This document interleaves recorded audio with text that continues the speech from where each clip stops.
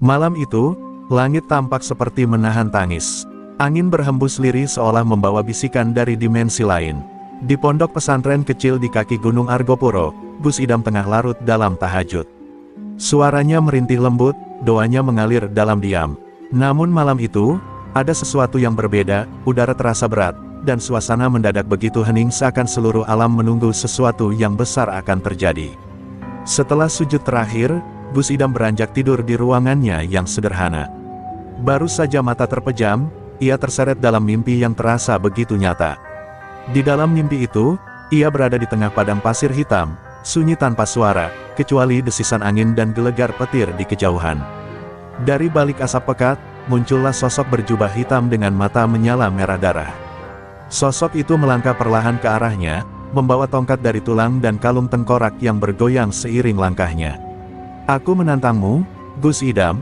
Suara itu berat, serak, dan menggema seperti ribuan suara dalam satu tubuh.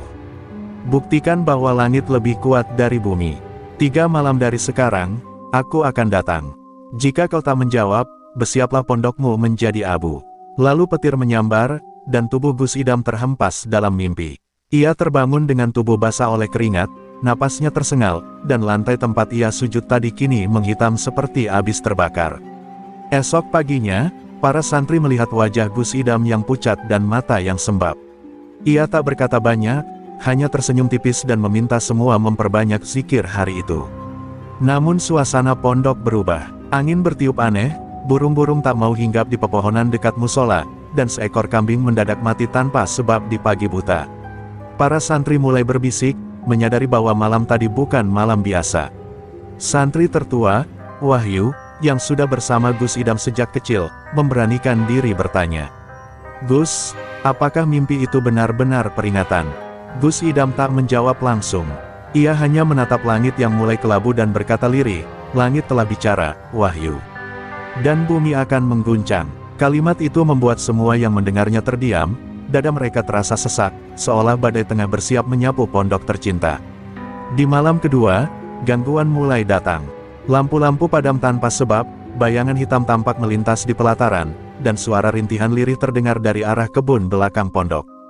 Gus Idam memperkuat penjagaan spiritual, meminta para santri senior membacakan Yasin dan Al-Baqarah setiap malam. Tapi rasa takut sudah merayap ke hati para santri yang muda. Ada yang mulai sakit, ada pula yang kerasukan. Gus Idam sendiri memilih mengurung diri di musala kecil, memperbanyak wirid dan zikir, menahan lapar dan tidur. Ia tahu ini bukan sekadar tantangan ilmu, melainkan pertarungan antara dua kekuatan besar, terang dan gelap, cahaya dan bayang-bayang. Hatinya bergetar, bukan karena takut pada musuh, tetapi karena beban amanah yang ia emban, menjaga pondok, menjaga iman, dan menjaga harapan ratusan jiwa yang bergantung padanya.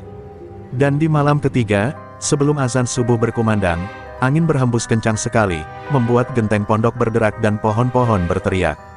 Lalu terdengar suara, bukan dari langit, tapi dari bumi, suara tawa panjang, dalam, dan menyeramkan. Mimpi itu telah menjadi nyata. Pertanda pertama telah datang, dan Situbondo, tempat di mana semua akan dimulai, kini menanti dengan sabar, bersama bayang-bayang yang kian merapat. Pagi menjelang dengan langit kelabu yang belum mau terbuka penuh. Kabut pekat menyelimuti pekarangan pondok seperti selimut kematian. Para santri bergerak dalam diam, mata mereka menyimpan cemas, seakan bisu oleh mimpi buruk yang belum juga berakhir. Saat itu, seekor burung gagak mendarat di depan gerbang pesantren, hal yang tak pernah terjadi sebelumnya. Di kakinya terikat gulungan kain hitam kecil, berbau anyir seperti darah yang telah lama membeku. Wahyulah yang pertama kali melihatnya. Dengan hati-hati, ia melepas gulungan itu dan membawanya kepada Gus Idam. Tak seorang pun berbicara ketika pengasuh pesantren itu membuka kain hitam tersebut. Di dalamnya, sebuah kertas bertuliskan huruf Jawa kuno, bercampur aksara tak dikenal, dengan tinta berwarna merah gelap. Bau kemenyan yang menyengat menguar dari kertas itu. Di bawah tulisan itu hanya ada satu nama, tertulis besar dan kasar, Ki Jagat Lewu. Gus Idam membaca dalam diam, matanya menajam, rahangnya mengeras. Tantangannya sudah resmi, ucapnya tenang, namun suara itu mengguncang semua yang mendengarnya. "Ia memintaku datang ke alas baluran, 3 hari dari sekarang. Jika tidak, ia bersumpah akan menurunkan pati alas ke pesantren ini. Beberapa santri terisak pelan, yang lain memeluk kitab mereka erat-erat, seolah mencari perlindungan dari huruf-huruf kutukan itu. Desas-desus pun mulai menyebar keluar dari pagar pondok. Warga desa yang biasanya tenang, kini berbisik tentang kedatangan dukun paling ditakuti sepantura. Ki Jagatlewu, sosok yang kabarnya telah menumbalkan ratusan nyawa demi ilmu hitamnya, kini menantang tokoh agama yang dicintai banyak orang. Media sosial pun mulai ramai membicarakan hal ini.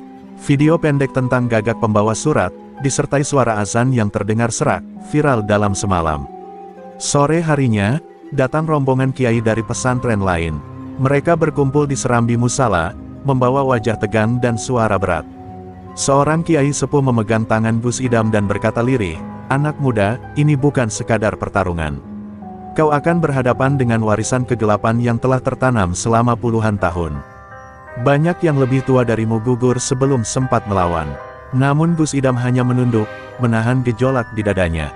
"Saya tak ingin membuktikan kekuatan, Kiai. Saya hanya ingin menunjukkan bahwa cahaya tak boleh padam. Terutama saat bayangan semakin berani menyusup ke dalam kehidupan kita." Kata-kata itu membuat semua yang hadir terdiam. Mereka tahu, Gus Idam tak akan mundur, meskipun maut mungkin menanti. Malamnya, di balik suara jangkrik dan desir daun, sebuah sosok berjubah hitam terlihat berdiri di kejauhan, di balik pagar bambu pondok. Matanya memancarkan cahaya merah samar, tak bergerak, hanya menatap lurus ke arah kamar Gus Idam. Beberapa santri yang melihatnya menjerit ketakutan. Namun ketika dikejar, sosok itu lenyap seperti asap tertiup angin. Sejak saat itu, seluruh pesantren dijaga oleh zikir dan doa yang tak pernah putus hingga fajar. Dan di dalam kamar kecilnya, Gus Idam duduk bersila, tangannya menggenggam tasbih, namun pikirannya telah melayang jauh, ke dalam hutan kelam di Situbondo, tempat pertarungan akbar akan terjadi. Di sana, antara akar-akar tua dan kabut kutukan, nasib tak hanya dirinya yang dipertaruhkan, tapi juga marwah ilmu dan cahaya yang telah diwariskan turun-temurun. Ia tahu, hari-hari damai akan segera berakhir. Di balik lebatnya alas baluran yang menyimpan sunyi dan kegelapan abadi, berdirilah sebuah gubuk reyot beratapkan ijuk. Gubuk itu bukan tempat tinggal biasa, melainkan pusat dari kekuatan gelap yang telah berakar selama puluhan tahun. Di sanalah Ki Jagatlewu bermukim, lelaki renta berambut putih kusut, namun sorot matanya lebih tajam dari sembilu. Ia duduk bersila di atas tanah beralas tengkorak rusa, tubuhnya dikelilingi oleh lingkaran darah kering yang menghitam, menggumamkan mantra dalam bahasa yang sudah mati. Di sekelilingnya, udara bergemuruh aneh, seperti ada yang bernafas dari balik semak. 3 bayangan samar berdiri di belakangnya, sosok tinggi tanpa wajah, perempuan berselendang merah dengan mata terbalik. Dan seekor makhluk berkaki 4 namun bertangan manusia. Mereka adalah 3 penunggu alas, makhluk-makhluk yang lahir dari sumpah darah dan pengorbanan manusia. Ki Jagatlewu tidak memanggil mereka, merekalah yang memilih bersetia kepadanya, karena darah yang ia tumpahkan sebagai persembahan. "Gus Idam," ucap Ki Jagatlewu sambil tersenyum kecil, giginya tinggal beberapa, namun lidahnya masih basah oleh racun kutukan. "Pemuda suci yang ingin menantang kelam. Lucu, terlalu muda untuk mati, tapi terlalu berani untuk dibiarkan hidup." Ia lalu menaburkan abu dari tulang jari manusia ke dalam bara api. Nyala api berubah hijau, lalu muncul bayangan wajah Gus Idam di atasnya. Ki Jagatlewu menjulurkan tangannya ke arah api, mencakar udara, dan wajah itu bergetar seperti tersayat. Seketika itu juga, jauh di pondok, Gus Idam merasakan dadanya sesak. Ia hampir roboh saat sedang berzikir, namun segera sadar ada serangan gaib yang datang. Dengan cepat ia membaca ayat kursi dan meniupkan ke telapak tangannya.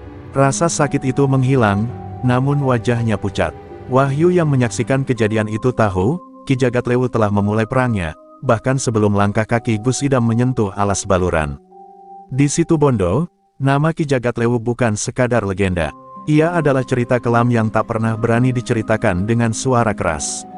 Konon, dahulu ia adalah murid dari seorang ulama besar, namun ambisinya untuk menjadi manusia sakti melebihi batas. Ketika gurunya menolak mengajarkan ilmu yang bisa merusak jiwa, Jagatlewu membelot dan memilih jalan gelap. Ia menumbalkan keluarganya sendiri dalam ritual pemanggilan roh, dan sejak saat itu, ia tak lagi dikenali sebagai manusia. Penduduk desa-desa sekitar alas baluran hanya berani lewat saat siang bolong. Banyak yang percaya, siapapun yang memasuki hutan itu di malam hari tak akan kembali dengan jiwa utuh jika kembali sama sekali. Dan kini, hutan itu bersiap menjadi medan pertarungan dua kutub ilmu. Warga Situbondo mulai gelisah, beberapa bahkan mulai mengungsi. Mereka tahu, saat dua kekuatan sebesar itu bentrok, tanah akan bergetar dan langit akan berubah warna.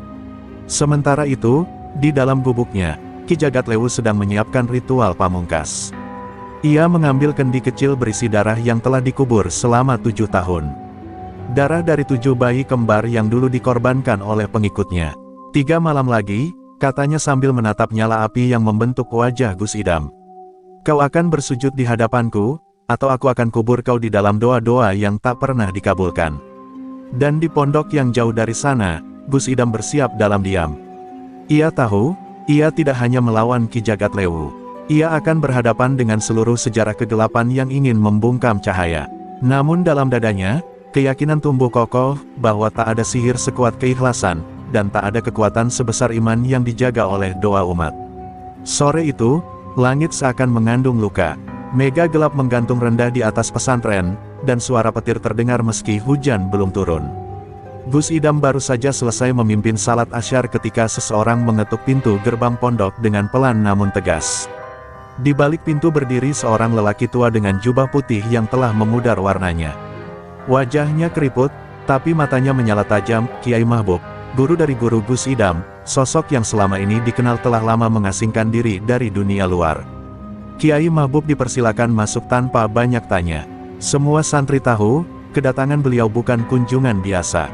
Setelah duduk di serambi musala, Kiai Mahbub langsung menggenggam tangan Gus Idam.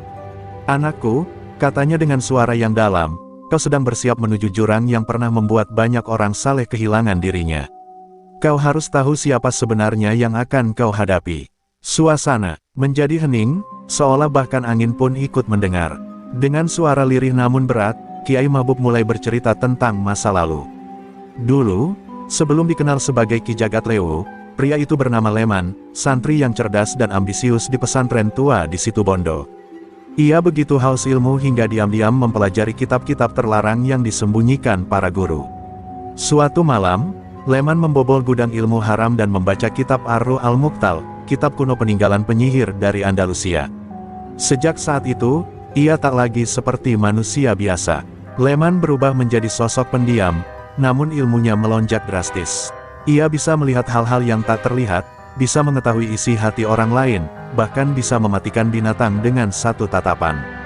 Para guru mulai khawatir, hingga akhirnya ia diusir dari pesantren.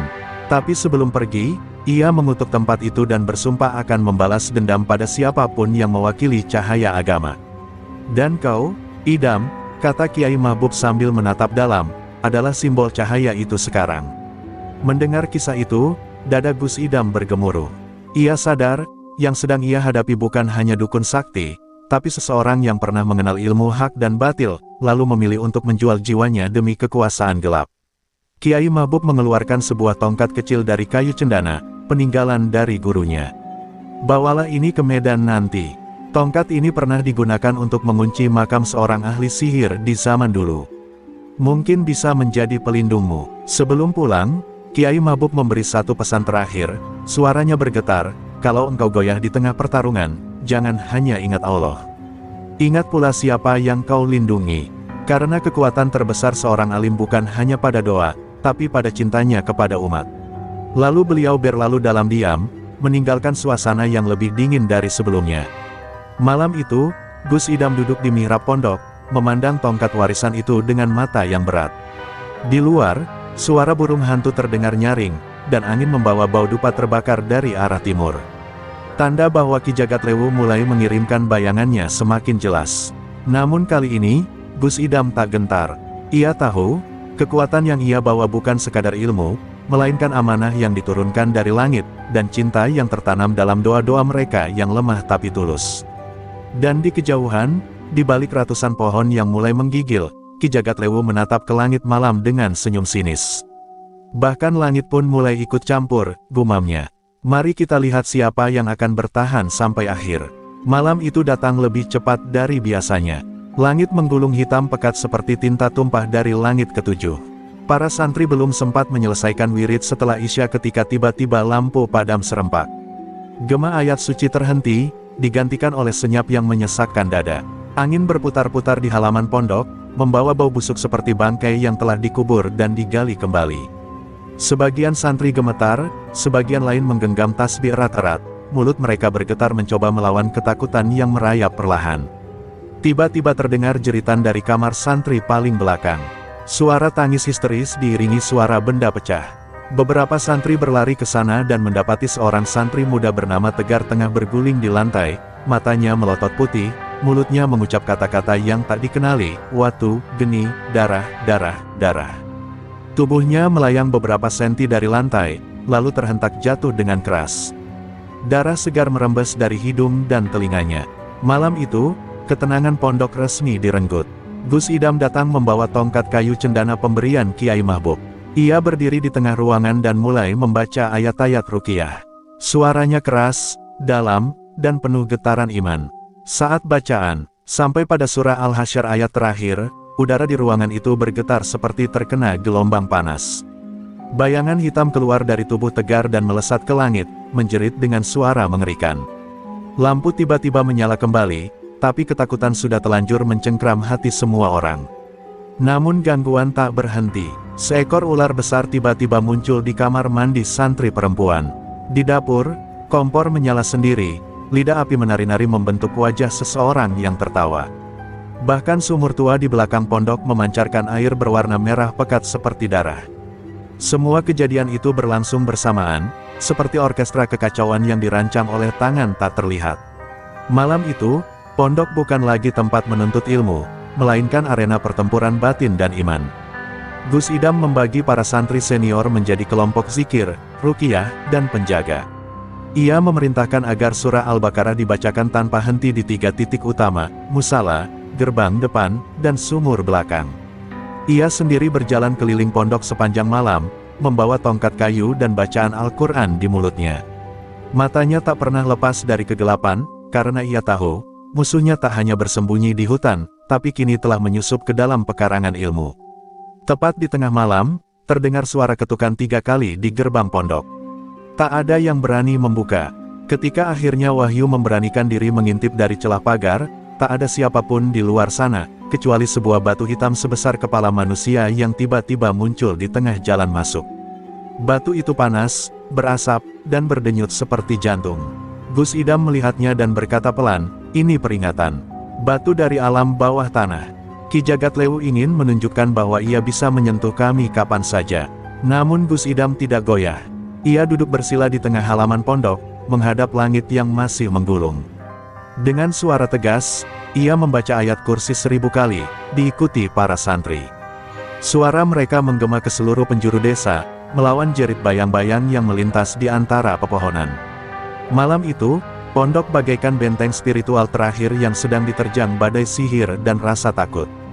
Dan saat fajar perlahan menyingsing, kabut mulai menipis, suara-suara mengerikan menghilang, dan gangguan gaib mereda. Tapi tak ada yang tersenyum pagi itu. Semua tahu ini belum akhir, ini hanya awal dari badai. Gus Idam membuka matanya yang sembab dan berkata lirih, "Dia sedang menguji batas kita. Dan aku tahu, malam besok akan lebih gelap dari malam ini." Pagi itu, mentari tampak enggan muncul sepenuhnya. Cahaya yang menembus celah awan tak cukup menghapus kabut yang masih menggantung di sekitar pondok. Wajah para santri lesu, sebagian masih menggigil setelah malam penuh teror. Namun Gus Idam telah bersiap.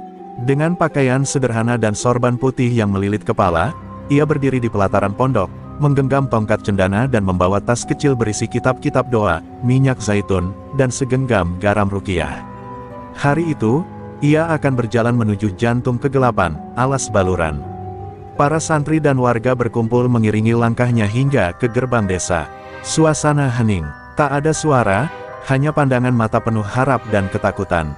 Wahyu, yang sedari awal ingin ikut, dicegah oleh Gus Idam. "Ini perjalanan yang tidak bisa ditempuh dua hati," katanya. "Seseorang harus tinggal dan menjaga cahaya di sini." Wahyu menunduk, air matanya jatuh, namun ia tahu, ini bukan hanya soal keberanian, tapi soal keikhlasan. Sepanjang perjalanan menuju batas hutan, langit mendung menggantung, sesekali terdengar suara gagak melintasi langit. Tanah mulai lembab, udara semakin pekat. Gus Idam tak bicara sepatah kata pun, hanya mulutnya yang terus bergerak melafalkan ayat-ayat suci. Di lehernya tergantung tasbih tua milik ayahnya, seorang ulama karismatik yang dulu wafat saat sedang mengislamkan kelompok aliran sesat. Kini, sejarah seolah berulang dalam wujud yang lebih mengerikan. Saat langkahnya mencapai gerbang hutan baluran, alam tiba-tiba sunyi. Tidak ada suara angin, tidak ada hewan, hanya keheningan yang menyesakkan, seolah waktu berhenti. Di depan hutan, berdiri pohon besar dengan akar menjulur seperti tangan. Di batang pohon itu, terpaku janur kuning dan sesajen yang sudah menghitam. Gus Idam berhenti, menengadah ke langit, lalu menancapkan tongkat cendana ke tanah. Dengan nama Allah, aku datang bukan untuk menantang, tapi untuk menyucikan yang ternoda. Langkah pertama ke dalam hutan terasa seperti memasuki dunia lain. Cahaya matahari nyaris tak tembus. Suara-suara aneh mulai terdengar, bisikan dan jeritan samar yang seperti berasal dari balik semak dan pepohonan.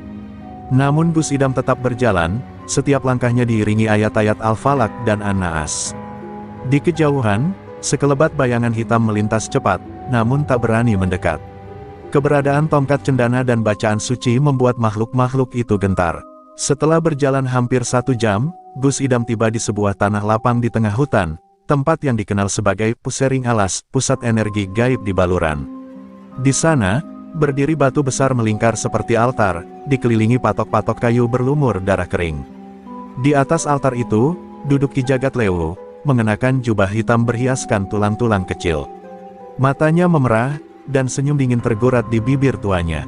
"Kau datang lebih cepat dari yang kuduga, Idam," katanya dengan suara dalam. Gus Idam tidak menjawab. Ia berdiri tegak, menatap lurus ke mata lawannya. Udara di sekitar mereka bergetar pelan, seperti menyambut tabrakan dua kutub kekuatan. Ki Jagat Lewu bangkit perlahan, tongkat kayu hitam di tangannya mengeluarkan uap hitam tipis. "Hari ini, cahaya dan kegelapan akan menentukan takdir Situbondo," ucapnya.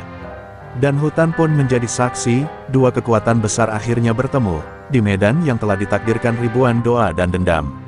Hening sejenak menyelimuti Pusering Alas.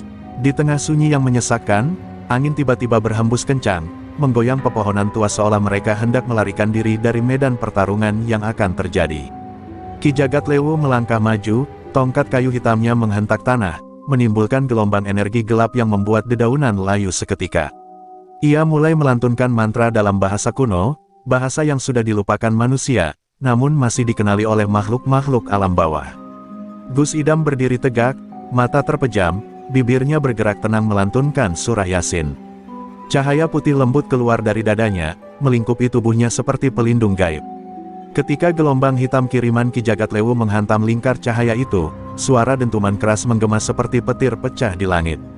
Tanah bergetar, dan binatang-binatang hutan lari terbirit-birit menjauh dari medan.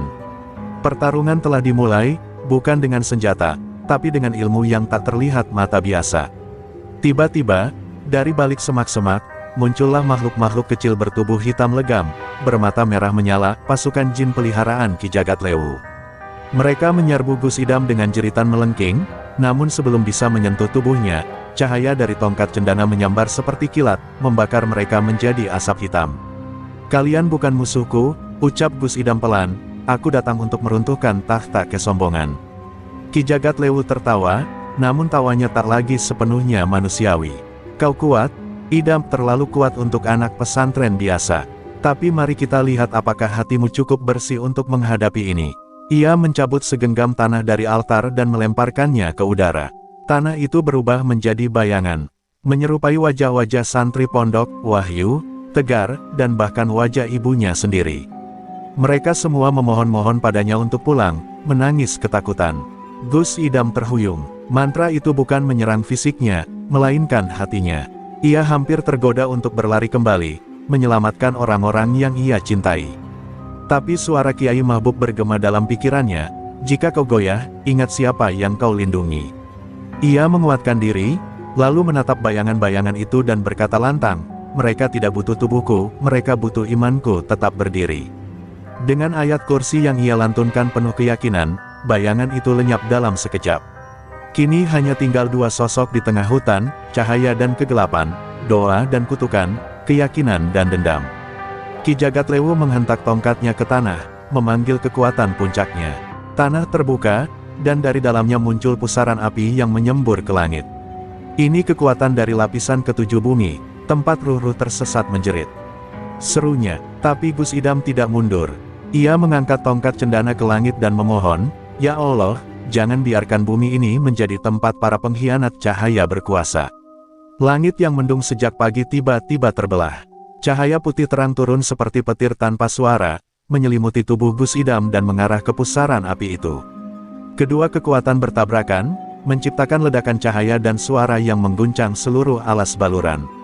Pepohonan tumbang, burung-burung jatuh, dan bahkan langit tampak bergetar.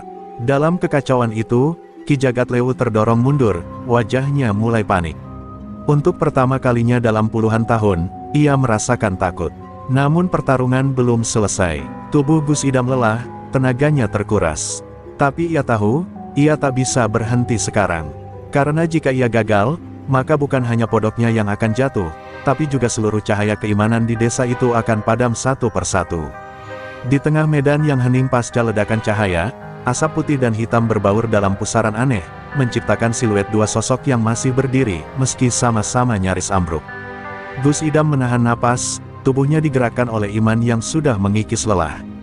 Ki Jagatlewu menatapnya dari seberang altar dengan mata merah yang kini penuh keraguan. "Mengapa kau bisa menandingi kekuatanku? Siapa kau sebenarnya?" tanyanya. Suara seraknya kini menggigil bukan karena marah, tapi ketakutan yang mendadak muncul dari lubuk hati. Gus Idam terdiam, lalu perlahan membuka gulungan kain kecil dari dalam tasnya. Di dalamnya, selembar kertas tua, surat wasiat dari Kiai Mahbub, tertulis dalam aksara Arab pegon yang nyaris pudar. "Aku tahu siapa kau," ucap Gus Idam lirih. "Dan aku tahu darah siapa yang mengalir dalam tubuhku." Ia menatap Ki Jagatlewu lekat-lekat. "Kau bukan hanya musuh ilmu, kau adalah ayah dari ibuku." Seketika, udara terasa lebih dingin dari sebelumnya. Rahasia yang selama ini terkubur dalam doa-doa diam, kini terkuak dengan dentuman yang mengguncang batin. Ki Jagatlewu mundur satu langkah, wajahnya kehilangan warna. Tidak, itu tidak mungkin.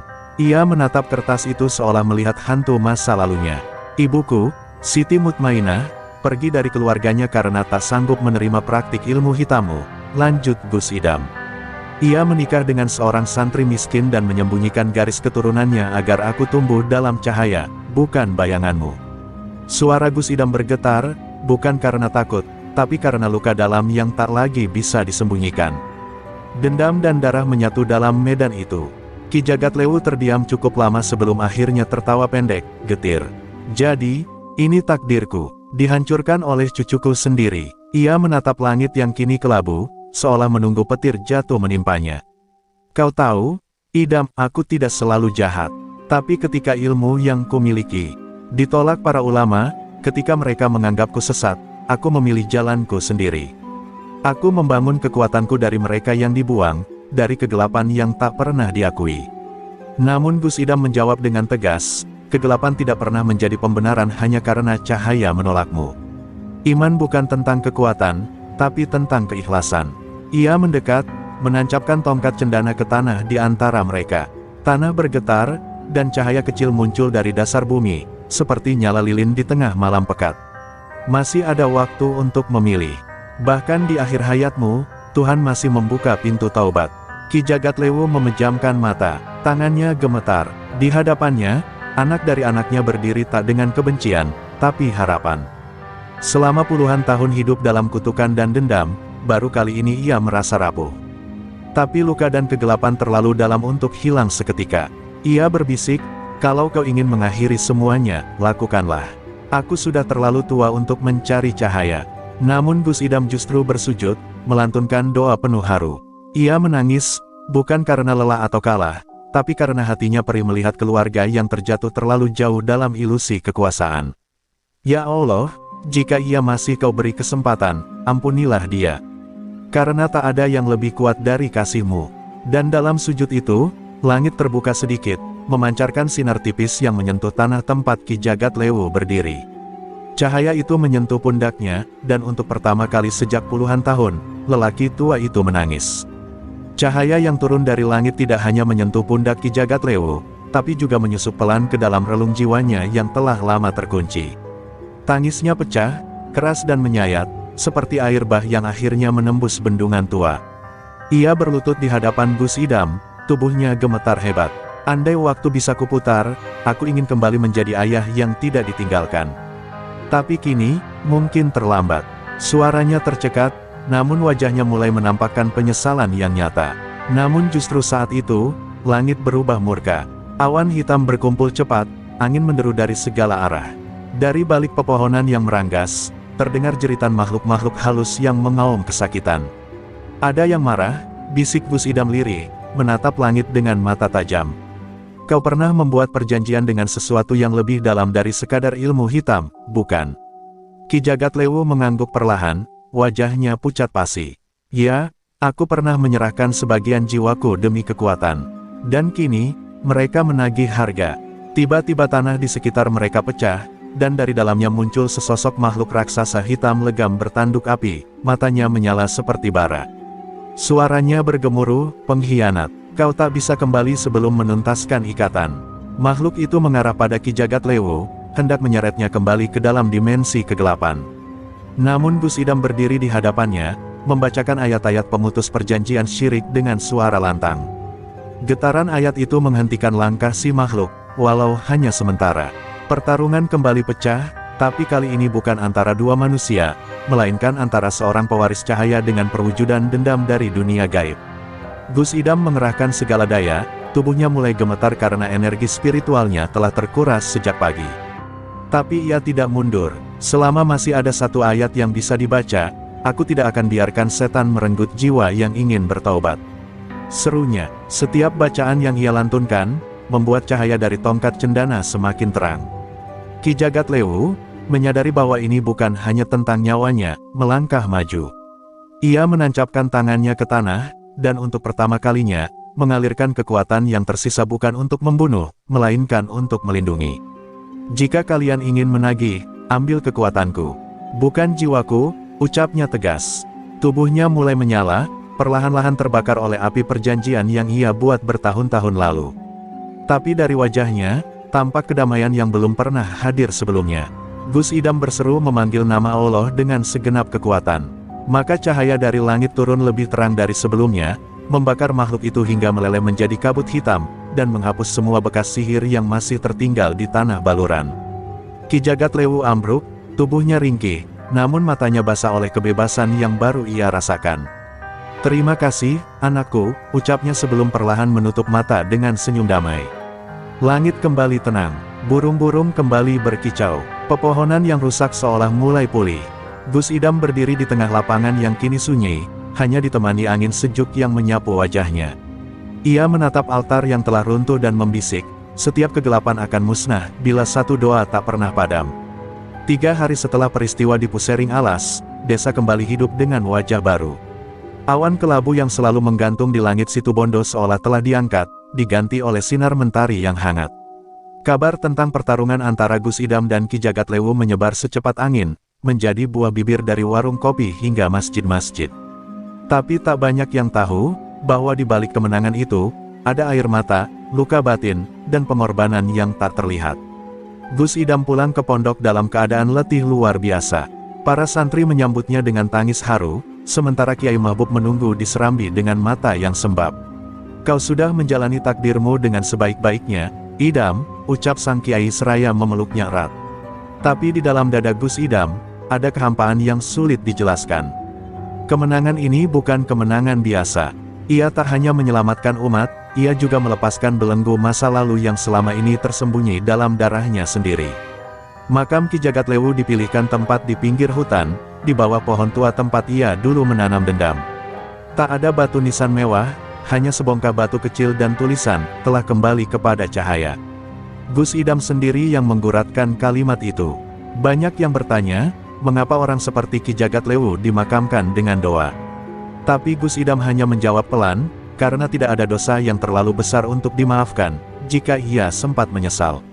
Namun ketenangan itu bukan tanpa bayang-bayang. Sejak peristiwa itu, Gus Idam sering bermimpi aneh, tentang cahaya yang menuntunnya ke tempat-tempat asing, tentang suara-suara gaib yang memanggil namanya dari kejauhan. Ia tahu, warisan darah dan ilmu bukanlah sesuatu yang bisa dilupakan begitu saja. Meski Ki Jagatlewu telah pergi, sisa-sisa perjanjian dan murid-muridnya yang tersebar belum tentu ikut musnah. Cahaya telah menang kali ini, tapi kegelapan tak pernah benar-benar tidur. Suatu malam, saat seluruh pondok tertidur, Gus Idam duduk sendirian di pelataran masjid. Angin malam menyentuh jubah putihnya, dan suara jangkrik menemani sunyinya. Ia menatap langit dan berdoa dalam hati, "Jika engkau masih menghendaki aku menjaga jalan ini, jangan cabut keberanian dari jiwaku. Karena aku tahu, ini bukan akhir, hanya gerbang menuju tugas yang lebih berat." Di kejauhan, cahaya kecil tampak berkedip dari balik pepohonan, seolah memberi jawaban. Hari-hari berlalu, dan Gus Idam kembali mengajar seperti biasa. Tapi para santri mulai menyadari ada yang berubah dari gurunya. Ia lebih tenang, lebih dalam saat berbicara, dan setiap kata-katanya mengandung kekuatan seperti telah ditempa oleh alam dan waktu. Santri-santri baru berdatangan, bahkan dari luar daerah. Pondok yang dulu hanya sederhana kini menjadi pusat ilmu dan ruhani, tempat para pencari kebenaran datang dengan penuh harap. Di akhir tahun, Gus Idam berdiri di mimbar masjid, menyampaikan khutbah dengan suara gemetar tapi mantap. Ketika ilmu digunakan untuk kekuasaan, ia menjadi belenggu. Tapi ketika ilmu dipakai untuk menyelamatkan jiwa, ia menjadi pelita. Jangan takut pada gelap, selama satu cahaya tak padam di hati kalian. Tepuk tangan bergema, namun dalam hati Gus Idam tahu, perjalanannya baru saja dimulai. Dan ia siap, jika kelak, takdir memanggilnya lagi, dari tempat yang lebih kelam, untuk menyalakan cahaya sekali lagi. 3 bulan setelah kepergian Ki Jagatlewu, desa Situbondo kembali diguncang oleh peristiwa misterius. Beberapa warga mendadak kehilangan kesadaran saat melintasi hutan baluran. Mereka ditemukan mengigau, menyebut nama yang sama berulang kali, Dara Lesmana, Dara Lesmana. Gus Idam yang mendengar kabar ini segera merasa ada sesuatu yang belum benar-benar selesai. Nama itu tidak asing, ia pernah mendengarnya dibisikkan oleh Ki Jagatlewu saat sakaratul maut, namun tak sempat ditanyakan lebih lanjut. Malam itu, Gus Idam mengurung diri di perpustakaan pondok, membuka lembar-lembar kitab tua warisan Kiai Mahbub. Di salah satu catatan kuno, ia menemukan nama Dara Lesmana, tercatat sebagai salah satu murid rahasia Ki Jagatlewu, seorang perempuan muda yang konon lebih cerdas dan kejam dari gurunya sendiri. Dulu, ia disembunyikan di luar Jawa, agar tidak diketahui para pemburu ilmu hitam. Tapi kini, sepertinya ia telah kembali. Dan tujuannya jelas, membalas dendam atas kematian gurunya. Keesokan harinya, pusaran angin aneh melanda langit Situbondo. Awan menggulung seperti gelombang laut, dan di tengah alun-alun desa, seseorang meletakkan sebuah boneka jerami bertuliskan "Darah, tebus dosamu, pewaris cahaya." Gus Idam tahu, itu bukan sekadar ancaman, itu adalah ajakan duel, sama seperti dulu Ki Jagatlewu melakukannya. Tapi kali ini, lawannya bukan sekadar dukun tua. Dara Lesmana adalah perempuan muda dengan ilmu sihir yang berkembang dalam bayang-bayang. Gus Idam tak tinggal diam. Ia mengajak 5 santri pilihan untuk menemaninya melakukan rihlah ruhani ke tempat-tempat yang diyakini menyimpan kekuatan spiritual di Pulau Madura. Di sana, mereka akan menemui para mursyid dan ahli hikmah yang masih menjaga ilmu hikmah tingkat tinggi. Kita harus siap menghadapi ilmu yang dilatih dalam kebencian dan sunyi, katanya. Dalam perjalanannya, Gus Idam mulai mengalami mimpi-mimpi ganjil. Seorang perempuan berwajah pucat menatapnya dengan mata penuh dendam, lalu menghilang dalam kabut. Sementara itu, Dara Lesmana mempersiapkan ritual besar di kaki Gunung Raung. Ia mengumpulkan para mantan murid Ki Jagatlewu yang masih setia. Ia tidak hanya ingin menghancurkan Gus Idam, tapi juga mewariskan kembali kejayaan ilmu Jagatlewu. Mereka pikir cahaya telah menang. Tapi mereka lupa, gelap selalu menunggu untuk merebut kembali tahta, ucapnya sambil menanam rambut ibunya ke tanah, bagian dari ritual pengikatan kekuatan. Di pondok pesantren, suasana tak lagi sama. Para santri mulai merasakan hawa tidak enak, suara gamelan terdengar tanpa sumber, dan sosok-sosok tak dikenal melintas di antara pepohonan. Kiai Mahbub yang sudah uzur berkata pada Gus Idam, "Kali ini, kau bukan hanya diuji sebagai pewaris ilmu, tapi sebagai pemimpin yang harus menjaga jiwa-jiwa." Gus Idam mengangguk perlahan, menatap cakrawala yang kini mulai memerah. Babak baru telah dibuka, musuh lama telah tiada, namun bayangannya menjelma dalam sosok yang lebih licik dan ganas. Gus Idam tahu, pertempuran kali ini bukan hanya soal ilmu, tapi soal menjaga warisan ruhani dari kehancuran. Dan ia harus siap, karena Dara Lesmana bukan sekadar penerus ilmu hitam, tapi juga pewaris luka yang belum pernah disembuhkan. Langit Situbondo diliputi warna kelabu pekat ketika malam itu angin membawa bau menyengat. Perpaduan antara belerang dan bunga bangkai. Di tengah ladang kosong di barat desa, mekar sebuah bunga raksasa aneh yang tak pernah tumbuh sebelumnya.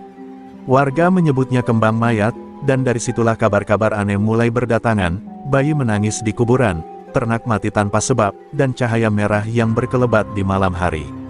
Gus Idam tahu, ini bukan gejala biasa.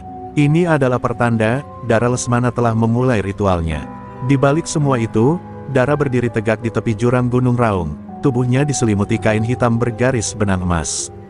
Di hadapannya, 7 kendi berisi darah orang yang ia anggap pengkhianat ilmu, telah terkumpul. Ia membacakan mantra dari kitab peninggalan gurunya, lalu menorehkan simbol di dadanya dengan belati obsidian. Darahnya menetes ke tanah, membentuk pola kuno yang disebut lambang darah janji, sebuah kontrak antara dirinya dan kekuatan bawah tanah. Hari ini aku tak hanya membalas, tapi akan mengubah arah sejarah, desisnya penuh murka. Sementara itu, Gus Idam bersama 5 santri pilihan telah tiba di Sumenep, di tempat seorang mursyid tua bernama Kiai Rahmatullah tinggal. Di balik rumahnya yang reot, tersembunyi pusaka tua, sebuah mimbar kayu jati yang konon pernah digunakan oleh para wali 9. Di hadapan mimbar itu, Gus Idam memohon petunjuk. Dalam sujud panjangnya, ia melihat penglihatan tentang hutan terbakar, mayat-mayat berserakan, dan Dara Lesmana berdiri di atas altar batu dengan mata hitam legam. Ia terbangun dengan nafas terengah. Kita harus kembali, waktunya lebih sempit dari yang kukira. Kembali ke pondok, suasana sudah seperti medan perang gaib. Beberapa santri kesurupan, dan suara gamelan tak henti-hentinya terdengar, kini diiringi suara tangisan perempuan. Gus Idam segera memimpin sholat hajat besar-besaran, mengerahkan energi spiritual pondok untuk menjadi benteng terakhir. Tapi ia sadar, semua ini hanya penundaan. Pertarungan yang sebenarnya harus dilakukan langsung, di tempat ritual itu berlangsung, di kaki Gunung Raung. Malam sebelum berangkat, Kiai Mahbub memanggil Gus Idam.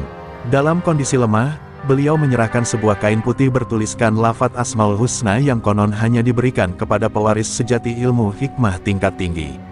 Ilmu ini bukan untuk menang, tapi untuk menahan dirimu dari kesombongan saat menang, kata beliau dengan suara parau. Gus Idam memeluk sang kiai, menyadari bahwa perjalanan ini bisa saja menjadi yang terakhir baginya sebagai murid. Perjalanan menuju Gunung Raung tidaklah mudah. Mereka melewati hutan yang dipenuhi bayangan dan suara-suara jeritan. Salah satu santri bahkan kehilangan kesadarannya dan mengigau tentang seorang perempuan yang membawa kepala ibunya. Ketika mereka mendekat ke lokasi ritual, aroma busuk dan hawa panas menyambut mereka.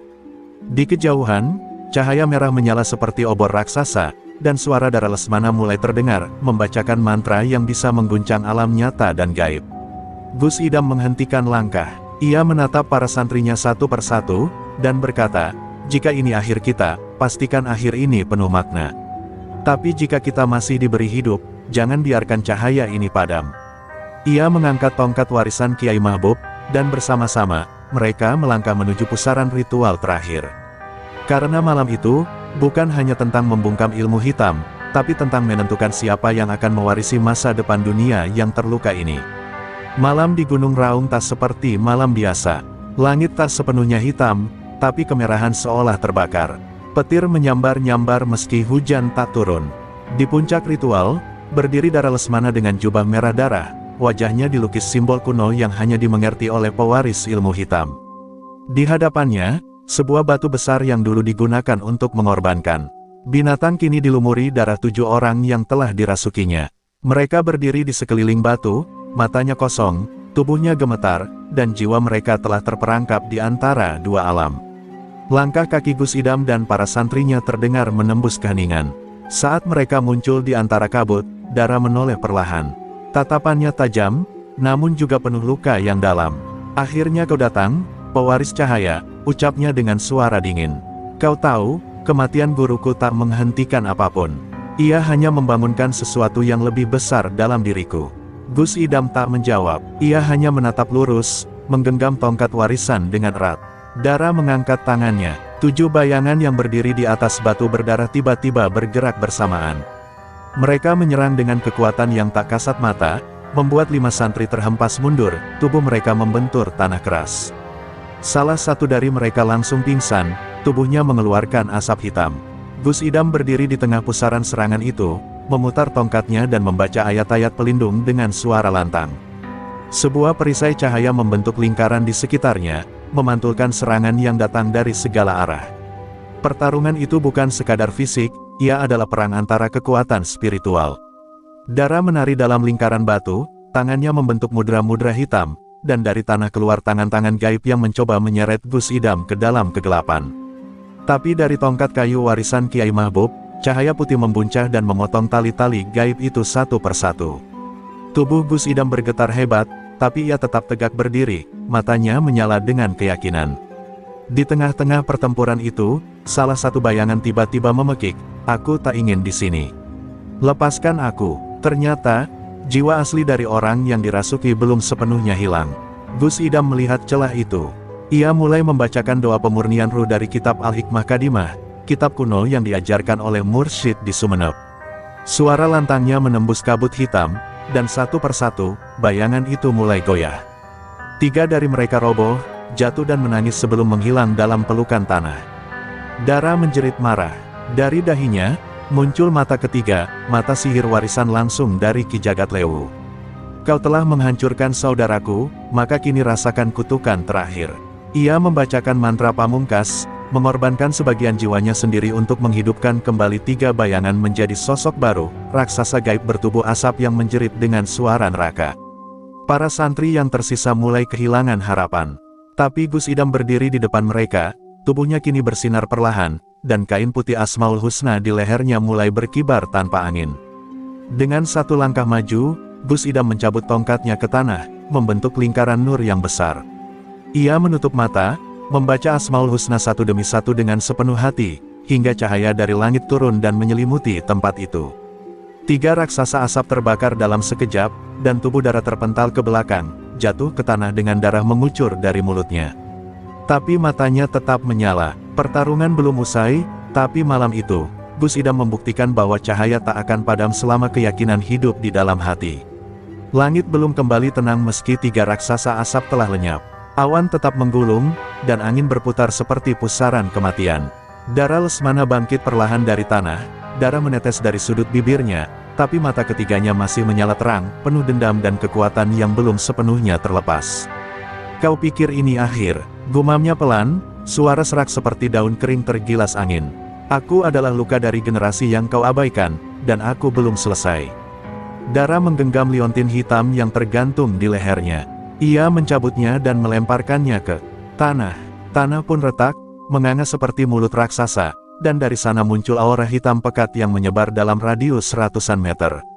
Itu adalah awal dari kutukan 7 malam, sebuah sihir pemanggil arwah leluhur jagat kegelapan yang hanya bisa dibuka oleh pengorbanan darah pewaris. Dalam sekejap, tubuh Dara membara dalam cahaya hitam.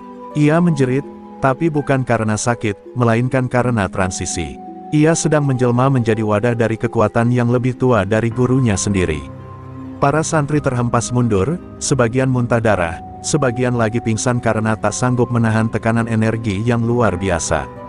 Gus Idam berlutut, tongkatnya patah 2, tubuhnya bergetar seperti akan meledak dari dalam. Tapi ia tetap menatap Dara yang kini tubuhnya berubah, kulitnya menghitam, matanya 3, dan rambutnya menjuntai seperti ular api. Suara dari mulutnya bukan lagi suara manusia, tapi suara berjuta makhluk yang berbisik dari dalam neraka. "Selama 7 malam, dunia akan gelap. Dan dari dalam gelap itu, cahaya palsu sepertimu akan dipatahkan," ucap entitas itu. Langkah-langkahnya menggetarkan bumi. Pepohonan terbakar hanya karena didekatinya. Burung-burung jatuh dari langit, dan hewan-hewan melarikan diri ke arah desa dengan jerit kematian.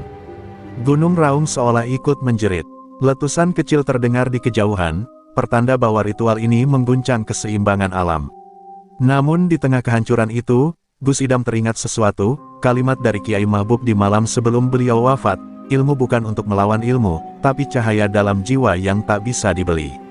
Dengan sisa tenaganya, Gus Idam menutup mata, menenggelamkan dirinya dalam zikir yang paling dalam. Ia menembus lapisan-lapisan ruhaniyah dan menemukan cahaya kecil di dalam dirinya sendiri. Cahaya itu tumbuh, membesar, hingga perlahan-lahan membentuk bayangan sosok putih berjubah panjang. Sosok itu tersenyum dan memeluknya dari belakang. "Bangun, Idam, tugasmu belum selesai." Seketika tubuh Gus Idam memancarkan cahaya emas keperakan. Tongkat yang patah menyatu kembali, dan dari langit turun cahaya lurus ke arahnya, menciptakan pelindung yang bahkan aura kutukan darah tak mampu tembus. Entitas itu menjerit keras, tubuhnya mulai terbakar dari dalam. Tapi ia belum menyerah. Dengan satu teriakan terakhir, ia melompat menuju Gus Idam, menyatukan seluruh kutukan dalam satu serangan penentu. Pertarungan itu hanya berlangsung dalam 1 detik di dunia nyata, tapi 1000 tahun di alam gaib. Jiwa Gus Idam terlempar ke dimensi tak dikenal, bertemu dengan arwah para wali dan juga dengan bayangan kecil Dara Lesmana saat masih suci.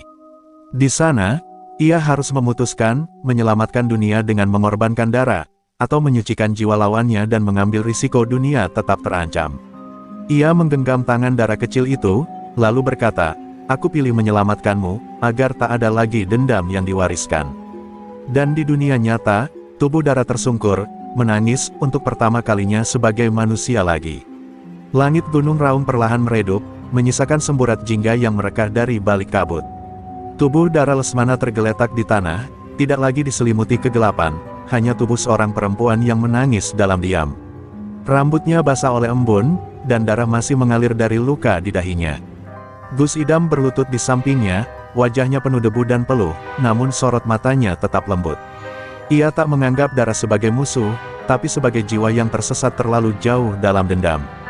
Dara membuka mata, dan untuk pertama kalinya, tak ada kebencian di sana.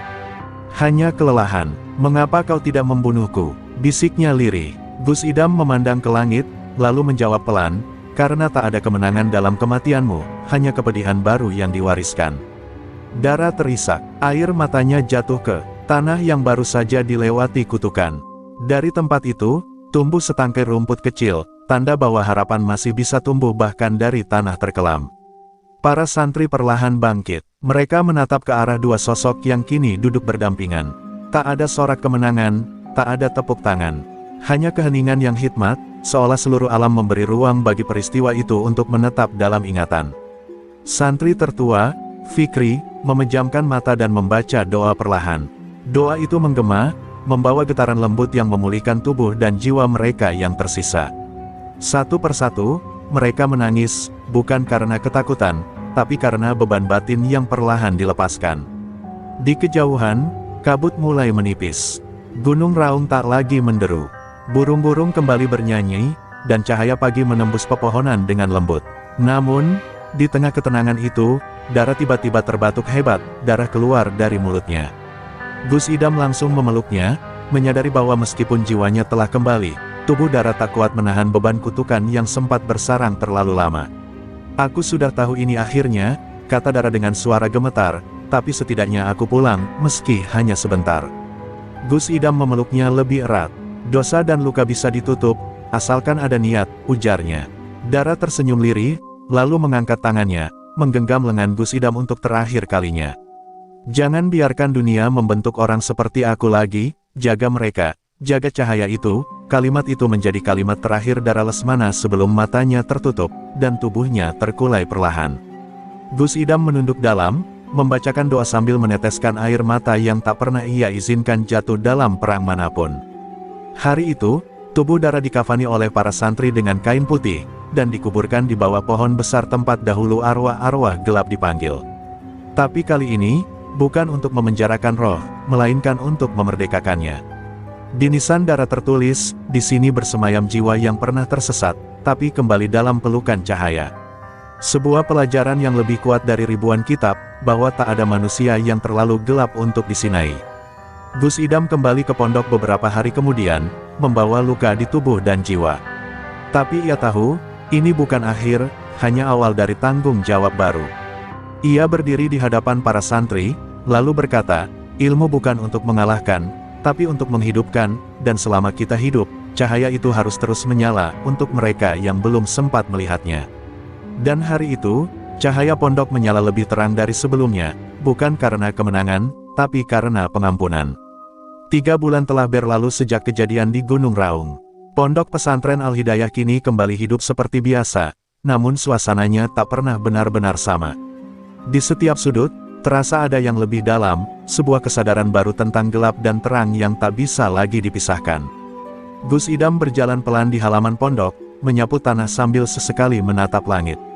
Wajahnya tenang, namun tatapan matanya sering tersesat ke tempat-tempat yang tak kasat mata. Ia tahu, pertempuran melawan darah bukan yang terakhir. Fikri, santri tertua, mendekat membawa sebuah surat yang ditemukan terselip di dalam kitab tua milik almarhum Kiai Mahbub. Surat itu ditulis dengan tangan gemetar dan tinta yang hampir pudar, namun isinya mengguncang. Akan datang satu malam di mana langit tak menampakkan bintang, dan pada malam itu, warisan langit akan dicari oleh mereka yang tak punya nama. Bersiaplah, wahai pewaris cahaya, Gus Idam membaca pelan, lalu menutup matanya. Ia merasa firasat lama kembali menggeliat dalam dadanya. Di malam yang sama, mimpi aneh menyambanginya. Ia berada di sebuah gurun yang tandus, dan dari kejauhan tampak bayangan seseorang berpakaian serba putih, namun wajahnya tak terlihat. Sosok itu menunjuk ke arah utara, lalu berbisik dengan suara 1000 gema, "Jangan biarkan penjaga malam membuka gerbang." 7 segel belum runtuh. Saat Gus Idam terbangun, tubuhnya basah oleh keringat, dan di luar pondok, terdengar suara burung hantu meraung panjang, seolah ada makhluk malam yang tengah terbangun dari tidur panjangnya. Keesokan harinya, salah satu santri dari Situbondo datang tergopoh-gopoh membawa kabar mengejutkan. Di lereng Argopuro, ditemukan 7 makam kuno yang terbuka sendiri, dan setiap malam terdengar suara orang mengaji dari dalam tanah. Penduduk sekitar ketakutan. Mereka bilang, suara itu bukan manusia. Ada yang tertawa di sela-sela ayat, katanya dengan tubuh gemetar. Gus Idam langsung tahu, kutukan lama belum sepenuhnya padam, dan darah Lesmana mungkin bukan akhir, melainkan pembuka pintu untuk kegelapan yang lebih dalam. Di ruang dalam pondok, Gus Idam membuka kitab-kitab tua warisan Kiai Mahbub dan menemukan satu nama yang selalu disembunyikan, Syekh Al-Barsak. Ia adalah guru dari Ki Jagat Lewu, yang pernah menghilang tanpa jejak, konon dikubur hidup-hidup karena ilmunya terlalu gelap untuk disimpan di dunia. Tapi bisik-bisik mengatakan, sebelum dikubur, ia menyimpan kesadarannya dalam 7 batu hitam yang tersebar di pegunungan Jawa Timur, dan kini, mungkin, satu persatu mulai terbangun. Malam itu, Gus Idam berdiri di atas menara pondok, menatap bulan yang tak kunjung muncul. Angin dingin berhembus pelan, membawa aroma garam dan tanah basah. Di kejauhan, kilat menyambar ke arah barat, ke arah Situbondo. Ia tahu, jalannya belum selesai. Dan sebelum matahari terbit, ia berbisik pada langit, jika harus kulangkahkan kaki lagi, maka aku tak akan sendiri, cahaya tak akan pernah padam, selama niat kami tetap untuknya. Di balik jendela, seorang santri kecil mencatat semua yang dilihatnya malam itu dalam sebuah buku harian. Ia belum tahu, bahwa catatannya kelak akan menjadi satu-satunya saksi tertulis tentang awal dari Perang 7 Segel, yang kelak mengguncang bukan hanya tanah Jawa, tapi batas antara dunia manusia dan alam gaib itu sendiri. Subuh belum tiba ketika Gus Idam memutuskan untuk berangkat menuju lereng Argopuro. Bersamanya hanya ada 2 santri terpilih, Fikri dan Hasan, pemuda pendiam yang dikenal paling kuat dalam hafalan dan zikir. Perjalanan mereka sunyi, tanpa iring-iringan. Hanya suara langkah di tanah basah dan desir angin yang seakan ikut berbisik, "Jangan lanjutkan," tapi niat mereka sudah bulat. Ada gerbang pertama yang harus ditemukan dan ditutup sebelum terlambat. Saat mereka tiba di kaki bukit, langit gelap seperti menjelang kiamat. Udara menusuk, meski matahari telah lama terbit. Di tengah padang ilalang, berdiri sebuah batu raksasa berwarna merah kehitaman, batu darah, begitu orang-orang menyebutnya. Di sekelilingnya, 7 makam kuno terbuka, tanahnya mereka seperti diludahi bumi. Dari dalam lubang-lubang itu, tercium bau besi, darah, dan dupa terbakar yang menusuk hidung. Hasan berlutut dan mulai membaca ayat-ayat perlindungan, tapi gemetar tak bisa ia sembunyikan. Tiba-tiba, tanah di bawah batu darah bergetar.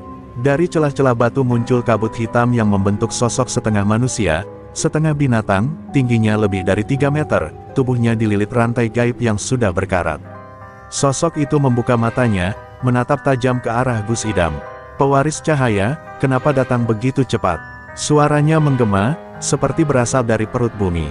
Fikri mundur satu langkah, tapi Gus Idam tetap berdiri tegak, mengangkat tongkatnya yang kini bersinar redup. "Karena cahaya tak akan menunggu kegelapan bangkit," jawabnya tenang. Sosok itu tertawa pelan, lalu menunjuk ke arah makam terbuka. 7 gerbang, 1 telah terbuka. Ini baru awal. Batu, darah adalah segel pertama. Kau bisa menutupnya, tapi kau akan membayar dengan jiwa seseorang. Langit tiba-tiba menggelap, dan petir menyambar tak jauh dari tempat mereka berdiri. Hasan terhuyung, lalu tiba-tiba tubuhnya terguncang hebat, kesadarannya mulai dirasuki energi gelap dari batu itu. Fikri menjerit memanggil nama Hasan, tapi Gus Idam sudah tahu, inilah ujian pertamanya. Dengan mata tertutup, ia mulai membaca Asmaul Husna, memanggil cahaya dari dalam dirinya. Perlahan, tubuh Hasan bergetar makin keras hingga akhirnya roboh, tak sadarkan diri. Batu darah pun mulai retak. Dari celah-celahnya, keluar cahaya merah menyala, pertanda segel telah dibuka paksa. Gus Idam mengangkat tongkat dan menghujamkan ujungnya ke pusat retakan, memaksa segel itu terkunci kembali. Jeritan makhluk hitam itu terdengar memilukan, seperti ribuan arwah ditarik kembali ke dalam tanah. Kabut menghilang, dan gerbang pertama tertutup dengan dentuman keras. Tapi suasana tidak menjadi lebih tenang. Sebaliknya, suara dari balik pegunungan mulai terdengar, gamelan yang dimainkan dengan nada rusak, seperti ritual jahat yang baru dimulai. "Dia tahu kau telah memulai," bisik Fikri, gemetar. "Siapa?" tanya Gus Idam. Fikri menatap lurus ke arah barat. "Syekh Al-Barzak, dia sudah bangun." Di tanah yang baru saja disucikan